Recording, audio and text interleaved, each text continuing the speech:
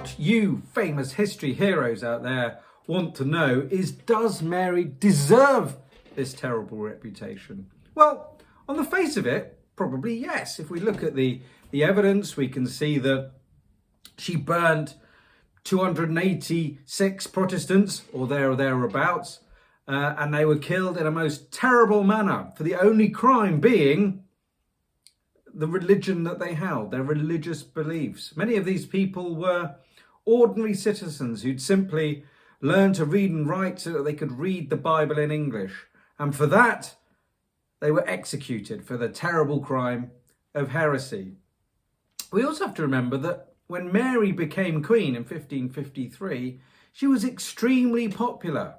People welcomed her to the throne, and she had immense support. However, by the end of her reign in 1558, she was deeply, deeply unpopular with the people. Now, this would suggest that perhaps she does deserve a terrible reputation.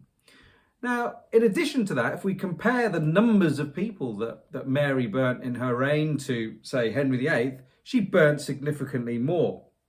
Henry burnt 81 in 58 years, and Edward VI burnt just 2 in 6 years. So 284, 286, however many she burnt in 5 years, does look extremely bad and does place her in a very bad light. Now, another point to bear in mind is that even Mary's husband, King Philip II of Spain, urged her to calm down with the burnings. He felt that she was moving too quickly, and he felt that this punishment was too harsh. So if even the extremely zealously religious Philip II was encouraging her to slow down, then perhaps we can say that she does deserve her reputation. However, on the other hand, there's plenty of evidence that we can put forward that suggests Mary doesn't deserve her reputation.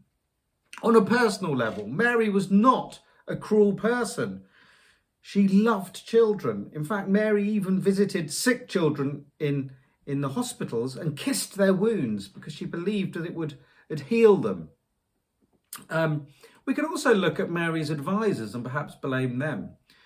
Cardinal Pole was the one who had advised Mary to undertake this course and reintroduce the heresy laws. And perhaps we can suggest that it was bad advice and is therefore not wholly Mary's fault. We also shouldn't judge Mary by modern standards. It's very easy to look at the executions that she carried out and suggest that this was a terrible thing. But actually, if we look at executions that took place in the reign of Elizabeth, she executed 200 leaders after the Northern Rebellion. Henry VIII executed people after the Pilgrimage of Grace. Now, all these executions were quite common. It was also common to be executed for small-scale theft. So we can't use our modern day standards to put her on trial. In addition to that, let's look at Henry VIII, Mary's father. He killed 2 of his wives.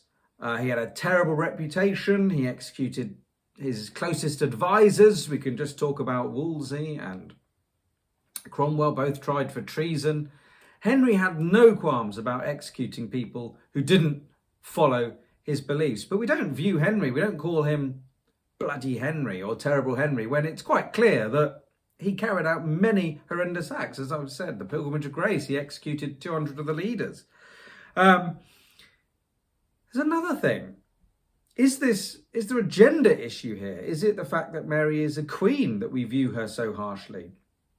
Is it the fact that when we view Henry as a man, his actions, we could suggest he was acting as a strong king, being ruthless and determined.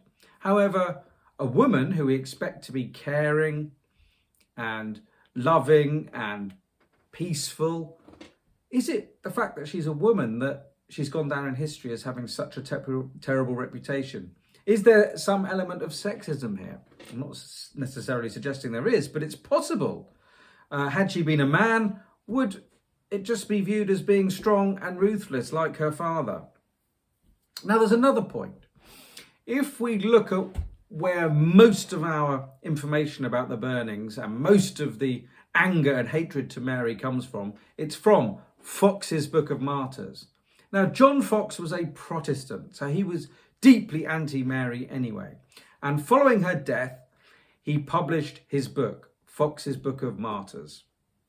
In that book, he details in gruesome detail all the burnings and sufferings of the Protestants, with pictures for each one. There's pictures of people being burnt at the stake. There's even pictures of pregnant women being burnt at the stake with the unborn children bursting forward into the flames. Now, these gruesome images had a significant impact on how people felt about Mary following her death. And it's, a lot of the hatred comes from Fox's Book of Martyrs. We have to remember as historians that this information is biased. It's one-sided.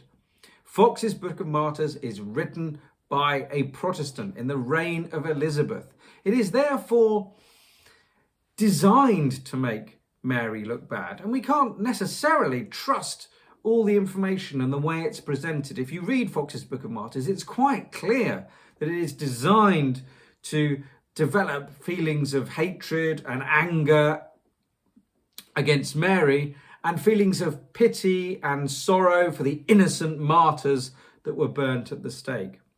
So we can see here that this is not a straightforward question. There are two sides to the argument. On the one hand, Mary does deserve her terrible reputation because of the terrible acts that she carried out. However, there's plenty of evidence on the other hand that suggests to us that maybe history has treated Mary harshly. Now, it's going to be down to you to decide.